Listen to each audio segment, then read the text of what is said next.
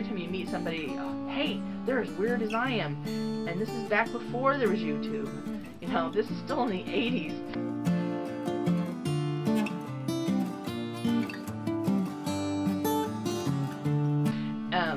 There was those weird people that went off and lived in Alaska in the late 70s and stuff, and you know, I was a subscriber to Mother Earth News because that was the one out there, but there was not these weird people online with a homestead community back then. So it was just me, and I'm weird, you know. I'm not a farmer because I live in an apartment, you know, but I'm not normal.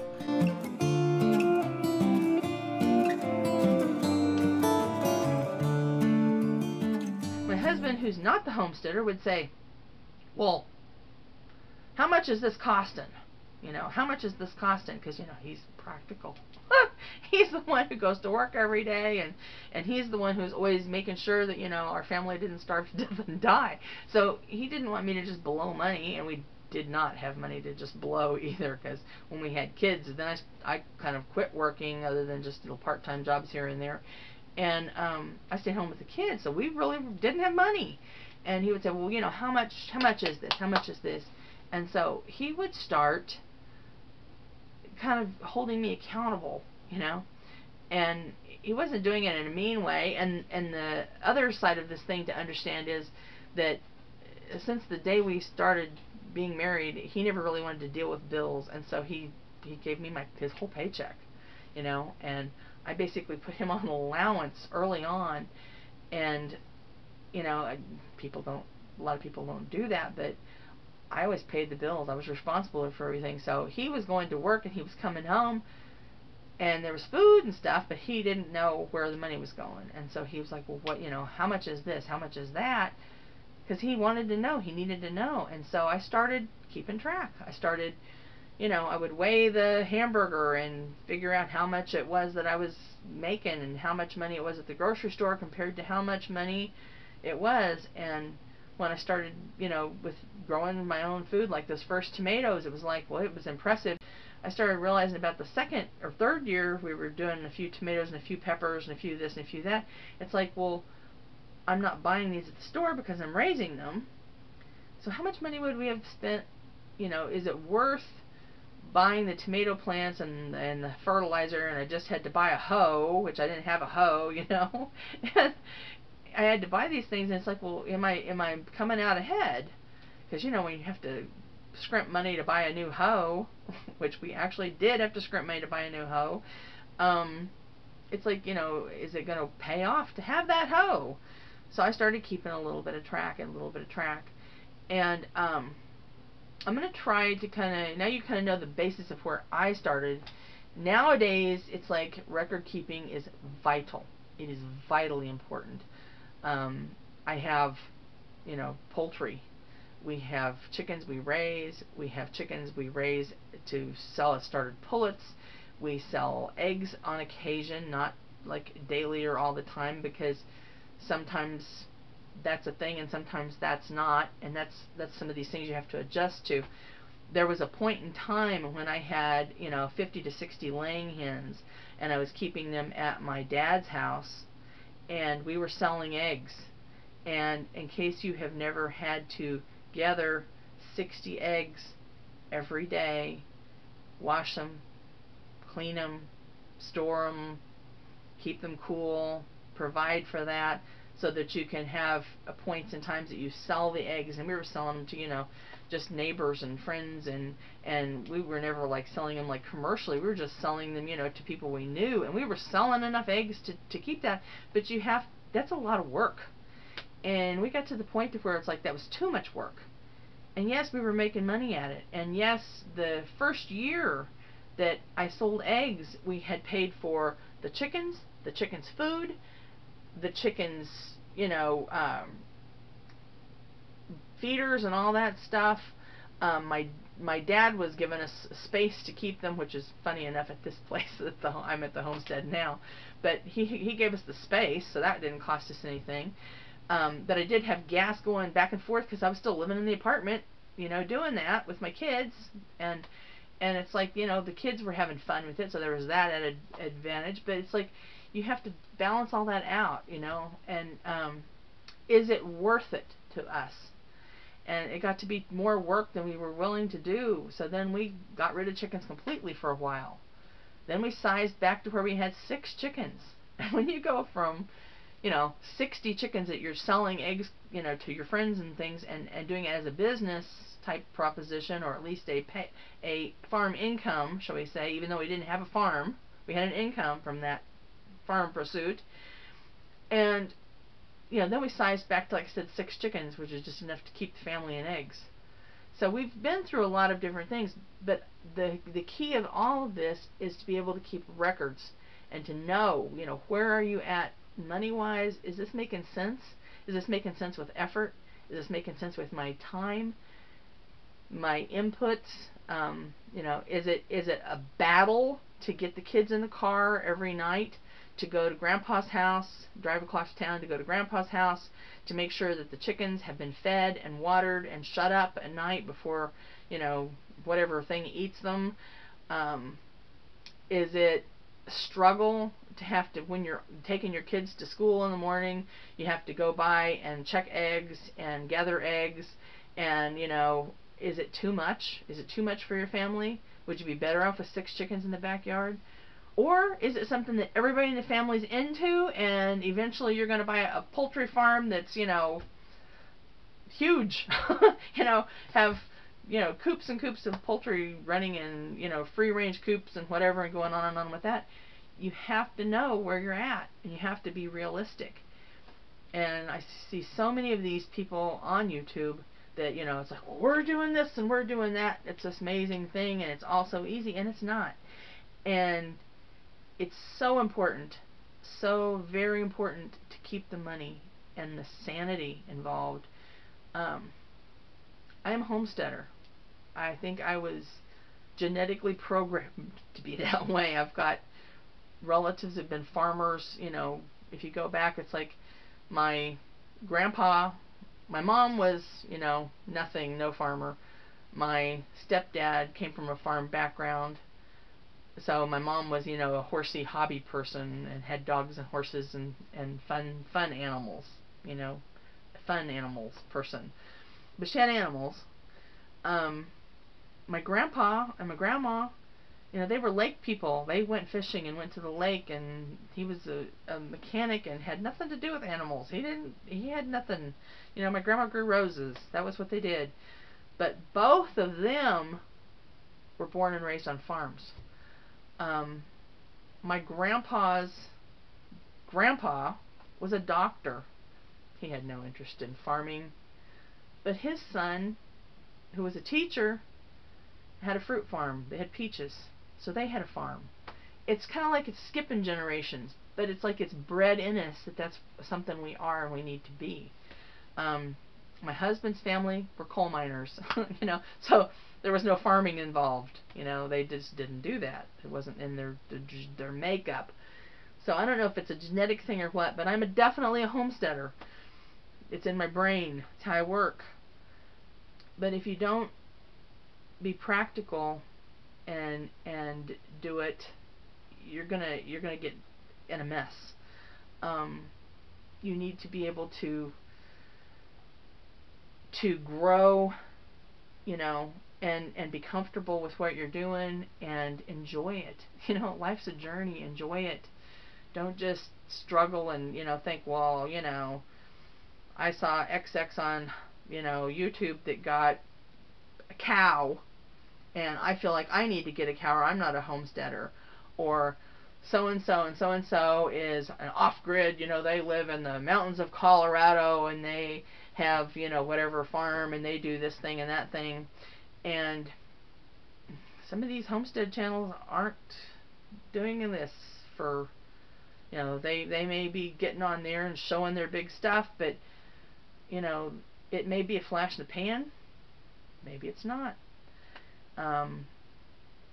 It may be something that, you know, it gets to be a struggle. You know, there's some people that seem to be like they're doing great off-grid. You know, I can think of a few channels that have off-grid in their name, and they're doing great. you know, and maybe that's for them. Personally, I like hot water. You know, when it gets so hot, I need to have air conditioner. I mean, because we live in Missouri, and it can literally be 110 outside with 80% humidity. You know, forgive me for living. I will never be an off-grid homesteader. That's not my calling. You know, but I do have a part in this puzzle of homesteading, and maybe you do too. I started, you know, when we first bought our first house. It's like I was still living in a house. I still live in the apartment mentality. You guys can see I've got a video out that was about our first house. It's kind of one of the first things I recorded. Didn't get published on YouTube till later on, but I was kind of touring people around my place because we had a teeny tiny, it was like 39 foot wide by 120 foot deep lot right smack in the middle of town. And our town has laws where, you know, chickens were legal. No roosters, but you could have chickens. You know, as long as you didn't have the neighbors complaining or whatever, as long as you could keep it quiet, you know, you could have a rabbit, you could have things. So we do have, the laws were in our favor, but, you know, we did more with that tiny little lot, you know. And it was, again, a progression. It was like, well, you know, hey, I've got room. I had room for tomatoes at that townhouse. Maybe I have room for tomatoes at this little tiny yard. And maybe, well, maybe we could get this fitted in, and maybe we could do this. And like I said, I've got a video, and I'll put the link in there so that you can see that. But it was a progression. You know, it took a while, but it's been a fun journey. You know. There was a while we raised when the kids were so little, and again, I was home, you know, had part-time jobs. I cleaned houses some when I, you know, just some stuff like that you could make a little bit of extra money, but, you know, I was home with kids, and, you know, we had a garage, and we raised meat rabbits in the garage, and that was something that we could do on that teeny tiny lot, and, you know, it didn't cost us much money. We didn't have any neighbors complaining about it because we kept it clean, and it was contained, and it was basically invisible for the neighborhood. And yeah, we had to park our car outside the garage because it got to be full of rabbits. But we filled our freezer. You know, that's what the kids grew up on, rabbit meat instead of chicken. Any chicken dish just about, I had rabbit in it instead because it was cheap. It was cheap. I was filling that homesteading urge that I have. And you know, we did that for a long time. Then we quit doing rabbits and completely got rid of every rabbit thing. And the reason we got rid of them is because as my kids got a little bit older, we got involved in 4-H with horses again and keeping them at my father's house, which is now this house. But we got involved with 4-H, and I met a girl that was really into rabbits. And she was raising rabbits for pets, selling them to pet stores, and had rabbits for, you know, show rabbits. I mean, she had a lot of rabbits, and was just, you know, thrilled with her rabbits. And she would ask me from time to time, she'd say, well, you know, I have this rabbit and that rabbit and this rabbit, and they're culls, and they're not, you know, the one rabbit eats her babies, and the other rabbit is just not, doesn't have the right stripes or whatever, and it's mean, and nobody would want it as a pet, and, you know, you want these rabbits to eat? Like, sure. Well, I got to the point where, you know, my kids were getting older, and we weren't eating as much at home and stuff as we needed to, and, you know, this girl was supplying me with rabbits, and pretty much she just wanted them gone. She, you know, charged me $1 or $2, but she just kind of wanted them gone.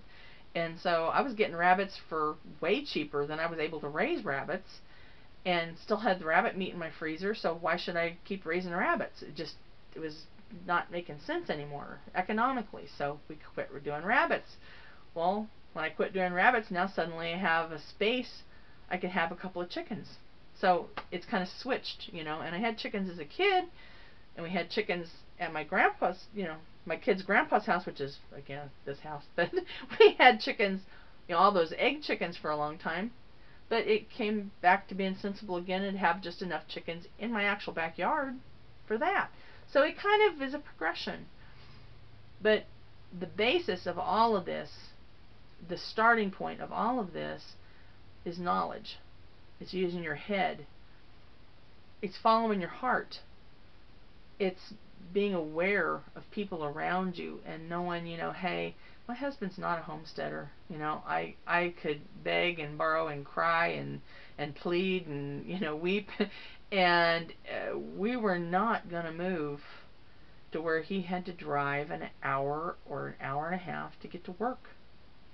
Wasn't going to happen. In some ways, that was probably God's blessing, because I am the kind of person that, I would have gotten in way over my head quick. I would have gotten, to where I was just ragged, and the family would have suffered for the lack of it, because that's just who I am. I would have just jumped in head first and never looked back. And who knows if I'd still be married.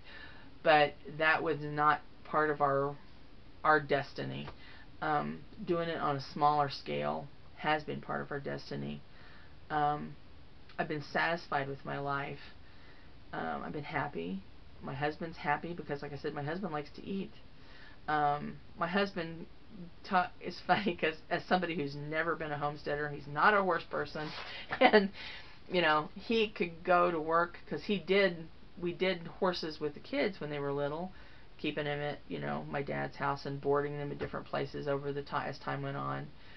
And it was a good recreational thing for the kids. It kept them out of trouble. They learned a tremendous amount of stuff. But my husband's not a horse person, so us ever owning a horse stable of our own was not going to happen. But that experience, it's like he knew how to ride a horse, which he just learned because everybody else was learning how, so he learned how. Didn't care about it, wasn't involved in it, didn't really like it, but he could support the kids doing it. And he enjoyed going with the kids places and watching them have fun, and he understood that it was valuable to the kids to have the horses. He likes the horses, and he learned a lot about horses. He could tell you things about horses just from absorbing it around the family that nobody would know. I got in a mode one time where I decided I was gonna get him gardening, because I don't like that. He has always had a passion for hot peppers. Loves them. And he likes different kinds of hot peppers, and he's one of these people that likes, well, this one has more of a smoky taste, and this one has more of a, which to me they all burn my mouth, so I don't even know. But he likes them. So my idea about getting him to be a gardener was, I got a pot, and I put it on the front porch at our house when we were living in a small house in the middle of the tiny little city lot. It had this container, and I bought a pepper. And I made this big deal to him about how those was going to be his pepper plant, and it was going to be, for growing his jalapenos, so he could have all the jalapenos he wanted this summer, and put it on the front porch. And I was pretty sneaky, because I decided to make myself willing to let this pepper die.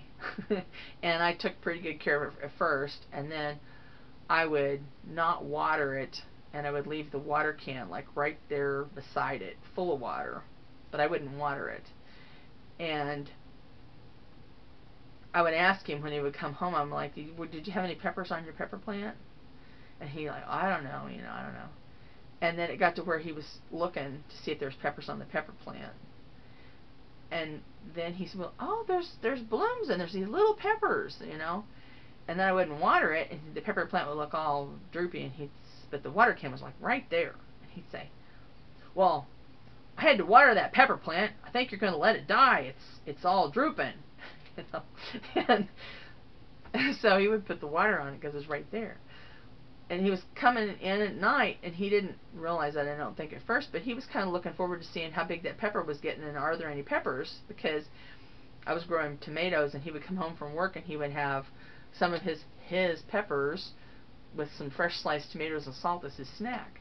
So he kind of grew to where he was like starting to grow this pepper, and he loved it, and he got to where he's more and more involved. So a couple of years later, he's got 2 or 3 pots of peppers, and he wanted to try this one this year. He wanted to try that one this year, and I always tried to make it so it was easy for him to do because I wanted him involved too.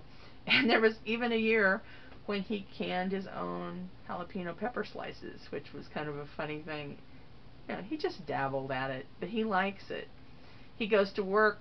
He's still going to work. He goes to work, and he would say to his friends at work, well, yeah, you know, I got to sit out in the yard last night, and we just watched the chickens scratching, and, you know, drank me something cold to drink, and, you know, it was really fun, and, you know, you guys are missing out on that, and, you know, it's funny because he enjoys it, you know, he helps a lot, because I'm not physically able, and, like, right now, he's at my daughter's house right this minute, but he will come home from there, and I went to the feed store, and I just got, you know, like 3 bags of turkey food and some alfalfa pellets, and, you know, kind of stocked up because I had a 10% off coupon from the feed store, so kind of stocked up, and, you know, he won't like it, but when he gets home, I've already told him I was going to go get this feed, so he's kind of resigned to the fact, but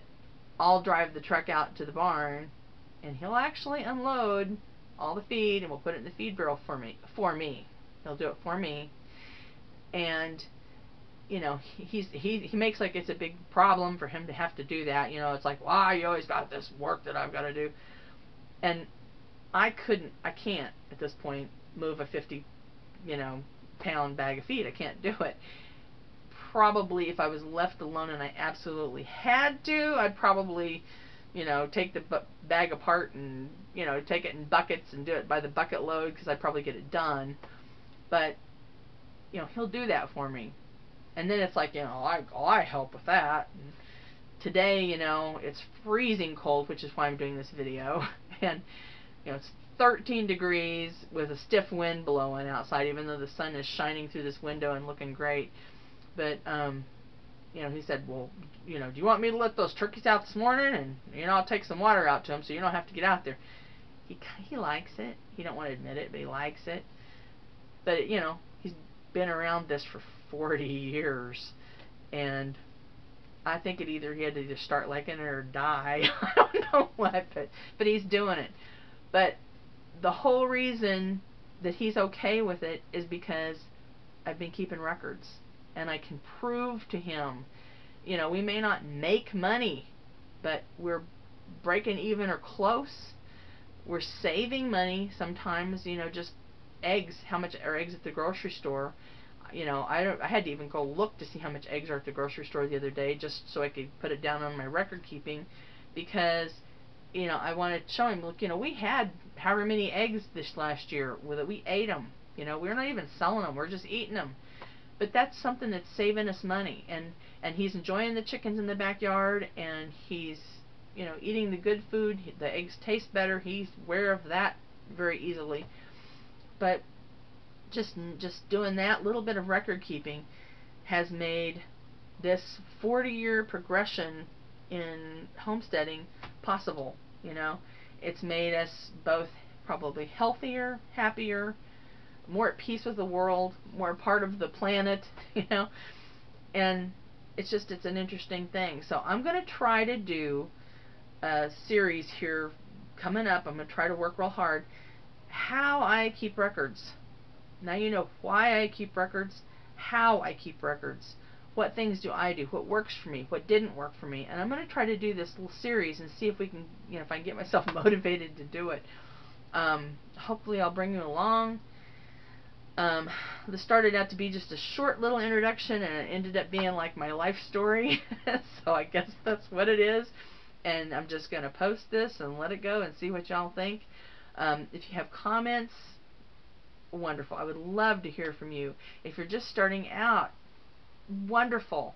I feel like I'm an old teacher. That's what I did for a living. I mean, not an actual teacher, but I was a paraprofessional. I taught in school. I was all the time teaching kids. I've trained dogs in my life. My parents used to raise German Shepherds, and we trained them and showed them, and when I was a kid, that's what we did. I grew up training horses. I gave riding lessons. I teach. It's what I do. It's another one of those parts of me that I couldn't get away from if I had to.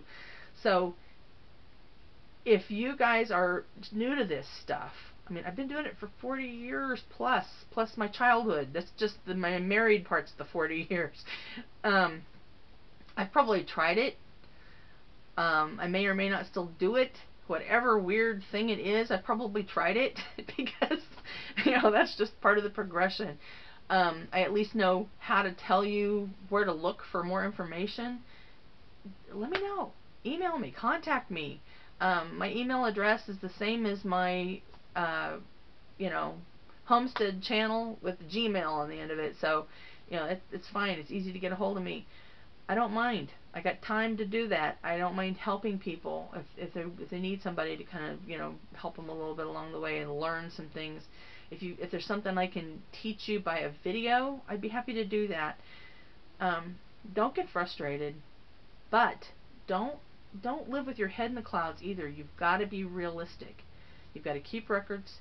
You've got to know what's happening in your homestead life. And like I said, sometimes just saying, "Well, I'm a homesteader," my husband laughs still. Yeah, you're a big homesteader." but we are. That's what it is. There's no other way to explain it. I am a farmer.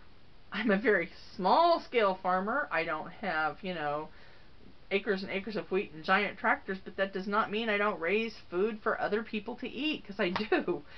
So it's just interesting, the whole progression along the way. And if you're that person and this is your brain, pick mine.